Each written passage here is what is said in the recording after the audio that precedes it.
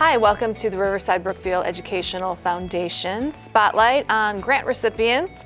Today I have Mateo Gonzalez with me, and what's so exciting about Mateo is that he went to a conference that in the RBEF community, I think might be the first time we heard about this conference, so we were very excited to award this grant to you. Can you talk a little bit about what the grant was for and what you did?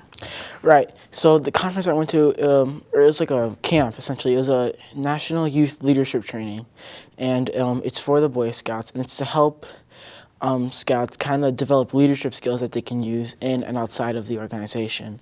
So essentially what we did, we were paired into like groups of people that most people like we didn't know. Like sometimes people came as like troops, so you knew them. But for me, it was all new faces, and it was kind of like a breath of fresh air because it's new people you get to meet, develop bonds, and especially since it's only a week, it's a nice experience of having that fresh breath of fresh air every day continuously, and then also developing leadership skills, and kind of just having a good time while also doing that. Were there any merit badges that you were required to do in here, or was it strictly leadership only?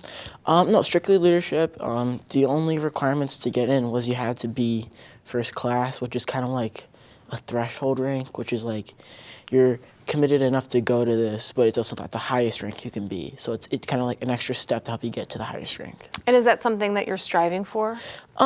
Yeah, mainly because, having the Eagle rank has its benefits with leadership and experience, and it looks really good on college resumes. So and how I know some people who received their positions in their careers because of being an Eagle Scout, because the people that were actually in the hiring process were also Eagle Scouts. So that was something on the resume that they were talking about in regards to what type of project that you did for your Eagle Scout. Have you even thought about that? Yeah, there's a couple ways. There's a couple things. Mainly some I've heard from the higher up scouts that were working on it. They're like, these were my rejected ideas. Something upon like those baselines and trying to build on it. So there was like the free library thing where you put books in front of like a thing, or like a building, and you put in books and you take out books as you go. There's also flag boxes where you can retire old American flags, and the troop or scouts in general can just pick up the flags and then retire them properly. Whereas, as a normal citizen, you're not really in the Boy Scouts, you don't really know how to do that. It's a hassle, and the Scouts can just take care of that for you. So that's a big thing that people do. I'm also thinking along different lines. Like a friend of mine, he built a memorial for COVID victims, or other people. They're building like gardens in my troop, or trying to help the ecosystem or the economy in some way.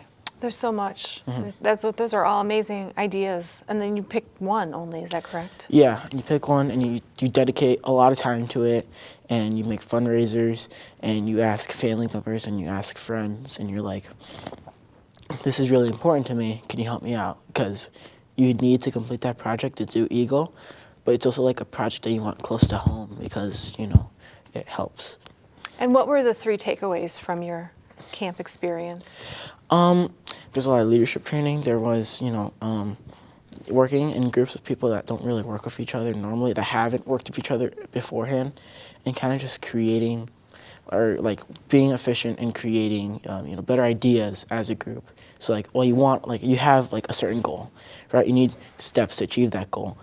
With leadership training that comes in, we can all elect the leader, but also kind of be able to input our own ideas because we all had that leadership training. So even though every day we switched off who was the leader, everyone's opinion mattered equally, and that was a good part. That kind of showed how a leader listens to the people that even though they may not have received the same leadership training, any input is valuable because just of what that input could be as efficiency or just better idea. I imagine this training, too, has helped already with these first 8 weeks of school that we've been in. Oh, no, yeah. With the leadership training, using it in school, I've just been able to during group projects, I take in more input than I normally would have. Because during group projects, before the training, I like to be the leader a lot because I always thought my way is more effective. And while I did listen to input, I wasn't really as open to it. But with the new training, I liked listening to the input because I realized that my ideas weren't always the best. And having all those collective minds was really a better decision than just my own. Oh, that's fantastic. Well, congratulations. It sounds like a wonderful experience that you partook in. Yeah, it was in the middle of the forest, so barely any service, no outside people, only a lot of people that were really coming in from the outside were just different kinds of experts. Mm-hmm. So we had we had just a health expert there just in case one of us got dehydrated. Or sometimes a scout master from a nearby troop would come in and talk about their experiences. But mainly it was all led by scouts that were currently in troops but not yet scout masters. Oh, that's fantastic. Well, the Riverside Brookfield Educational Foundation is so happy that we were able to provide this opportunity to you. Know at home that if you are interested in participating in a camp or a conference or a professional development, whether it's for yourself or leadership, whether if it's an academic, we are here to help guide you. So if you are a student, you will hear about that later on in April as to how you can apply for these particular types of opportunities. But we are so happy that you're with us, Mateo, today, and thank you so much for watching us at home.